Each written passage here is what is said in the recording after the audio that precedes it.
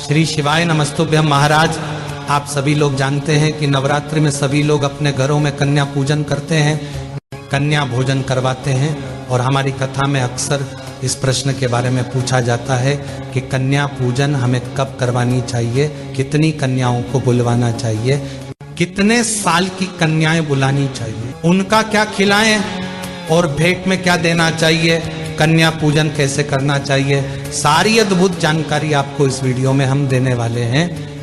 देखिए महाराज, शारदीय नवरात्रि के 9 दिनों में माता रानी को प्रसन्न करने का सबसे सरल तरीका होता है कन्या पूजन।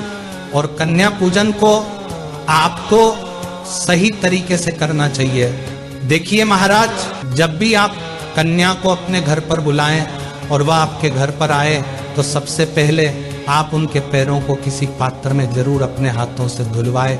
और अगर आप चाहे तो दूध और गंगा जल भी इस जल में मिला सकते हैं। और साथियों, बाद में इस जल को आप अपने पूरे घर में छिड़क सकते हैं और बचे हुए जल को किसी पेड़ में जाकर डाल सकते हैं। महाराज, ये बहुत ही शुभ माना जाता है और हमारे पूरा घर पवित्र हो जाता है। देखिए महाराज, अब प्रश्न ये आता है कि हमें कितनी बड़ी कन्या बुलानी चाहिए। तो महाराज, आपको छोटी से छोटी कन्या बुलवानी चाहिए।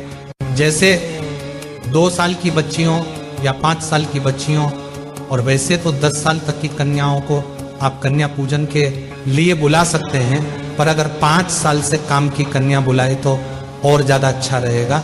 आप अपने जैसे ही उनके पैर धो दिए, उसके बाद में आप सभी कन्याओं को टीका लगाएं, उनको अक्षत भी लगाएं और लाल चुनरी उड़ाए। तो महाराज, अब आपको उनको भोजन करवाना है। और महाराज, ध्यान रखना है कि भोजन में आपको लहसुन प्याज का प्रयोग नहीं करना है। और इसके अलावा कन्या भोजन में खीर पूरी या हलवा जरूर होना चाहिए। और उन्हें आराम से भोजन करने दें, खुशी से भोजन करने दें। और उनको जिस चीज की जरूरत से पहले ही उनको थाली में रख दें। और साथियों, जब कन्या भोजन करने के बाद आप उनके हाथों में कुछ भेंट जरूर दें। वैसे कुछ अनाज दिया जाता है, आप चाहे तो एक पन्नी में गेहूं या चावल, कोई भी एक अनाज को रखकर सभी कन्याओं को जरूर दें। ऐसा करने से हमारे घर के धन के भंडार भरे होते हैं। और साथ ही में आप कोई फल जैसे केला या सेब फल और कुछ पैसे भी उनके हाथ में जरूर देकर भेजें। मेरे प्रिय साथियों, अब हम बात करते हैं कि आपको कन्या कितनी बुलानी चाहिए। तो देखिए, वैसे आपको 9 कन्याओं को बुलाना चाहिए और साथ में एक छोटे लड़के को भी जरूर बुलाना चाहिए, जिसको हम लंगागुर बोलते हैं। और इस चीज का थोड़ा ध्यान रखना है। और साथ में जब भी आपके घर से कन्या जा रही हो, आपको उनसे ये जरूर बोलना कि बेटा आते रहना, कल वापस आ जाना। और साथियों, आप ऐसा ध्यान रखना कि जब आपके घर से जाएं तो बहुत खुश होकर जाएं, कोई भी कन्या दुखी होकर ना जाए। और जब कन्याएं आपके घर से जा रही हो तो आप उनके पैर छूकर आशीर्वाद जरूर लें और घर के सभी सदस्यों से भी बोले।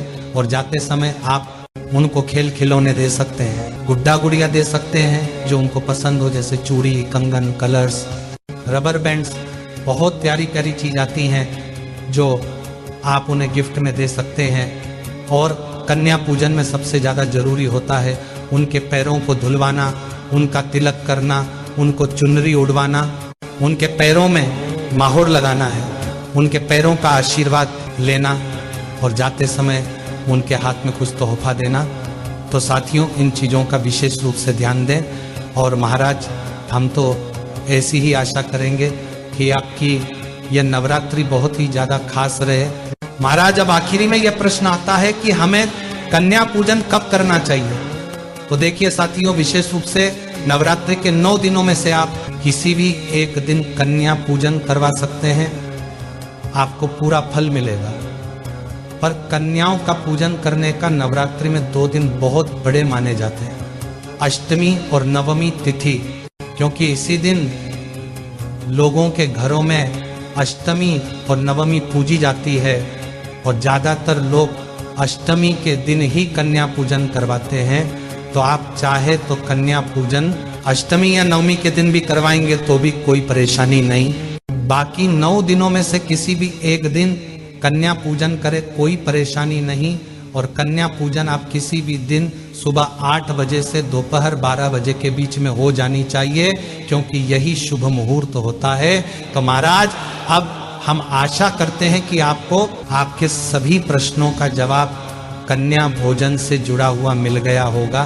पर अभी भी आपके मन में अगर कोई प्रश्न बचा हुआ है तो आप हमसे कमेंट करके पूछ सकते हैं। और आप हमारी ये वीडियो कहाँ से देख रहे हैं कमेंट में ज़रूर बताएं, और चैनल को सब्सक्राइब याद से कर दें। श्री शिवाय नमस्तुभ्यं महाराज।